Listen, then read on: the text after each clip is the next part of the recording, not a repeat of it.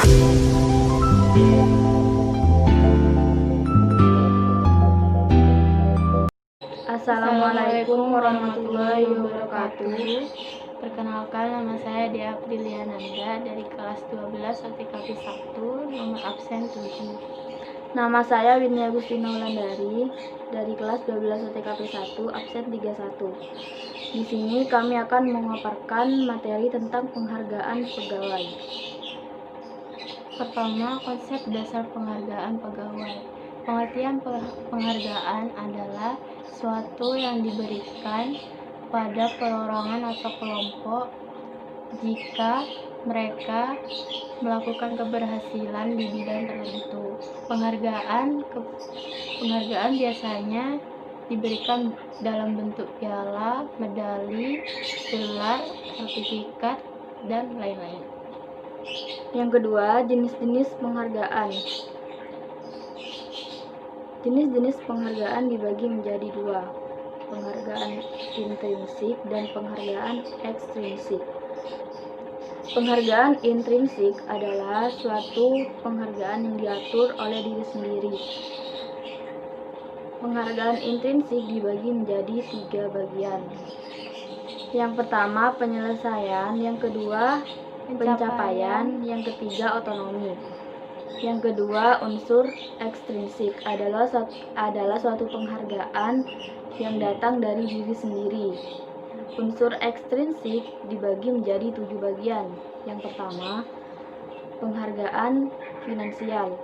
Contohnya gaji dan upah, tunjangan karyawan, dan bonus atau insentif. Yang kedua, penghargaan non-finansial. Contohnya penghargaan interpersonal atau biasa disebut penghargaan antar pribadi. Yang kedua, promosi. Yang ketiga, tujuan penghargaan. Tujuan penghargaan yaitu bertujuan untuk memotivasi gairah dan loyalitas perusahaan. Yang keempat adalah kriteria penghargaan. Menurut Mulyadi dan Setiawan, kriteria penghargaan adalah ini: 1. Penghargaan harus dihargai oleh penerima. Yang kedua, penghargaan harus cukup besar untuk dapat memiliki dampak. Yang ketiga, penghargaan harus dimengerti oleh penerima. Yang keempat, penghargaan harus diterima dalam waktu yang tepat. Yang keempat, penghargaan harus diberikan pada waktu yang tepat. Kelima, dampak penghargaan harus dirasakan dalam jangka panjang. Yang keenam, penghargaan harus dapat diubah. Yang kelima, faktor yang mempengaruhi penghargaan. Menurut Hasibuan, faktor yang mempengaruhi besarnya penghargaan adalah: A. Penawaran dan permintaan tenaga kerja, B. Kemampuan dan ketersediaan organisasi, C. Organisasi karyawan, D. Produktivitas kerja karyawan, E. Pemerintah dengan undang-undang kepala presiden, F. Biaya hidup, G. Posisi jabatan pegawai, H. Pendidikan dan pengalaman kerja, I. Kondisi perekonomian nasional, J. Jenis dan sifat pekerjaan. Yang keenam, dimensi-dimensi penghargaan. Menurut Debir, dimensi penghargaan antara lain: 1. Isi pekerjaan. Yang kedua, pembayaran. Yang ketiga, promosi. Yang keempat, pengakuan. Yang kelima, kondisi kerja. Yang keenam, keuntungan.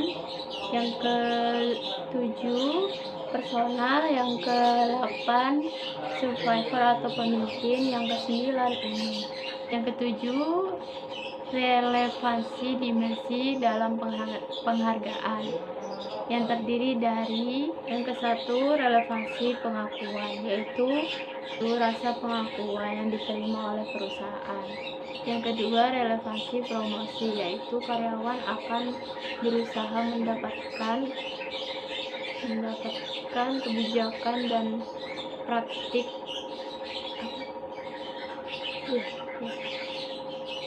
dan praktik promosi yang adil di perusahaan. Yang ketiga, relevansi pembayaran.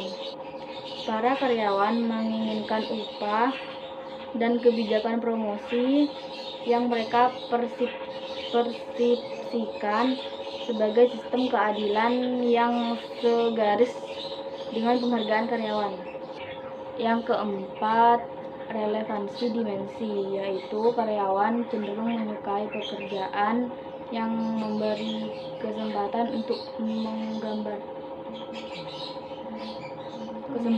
menggunakan keterampilan dan kemampuan mereka.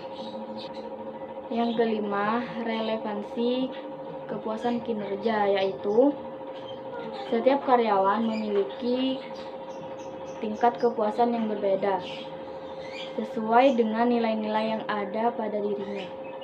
B. Hal-hal berkaitan pemberian penghargaan pegawai. 1.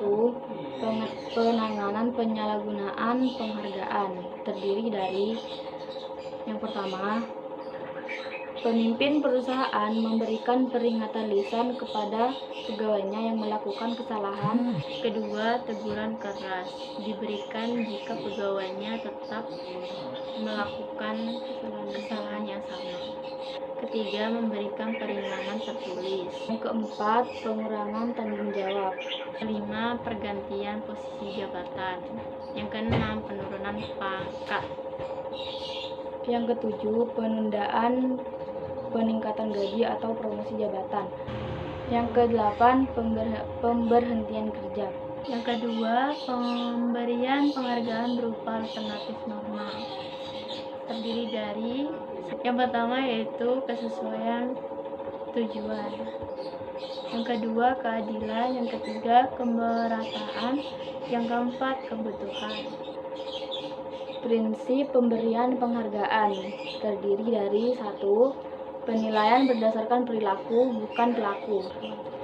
Yang kedua, pemberian penghargaan atau hadiah harus ada batasnya.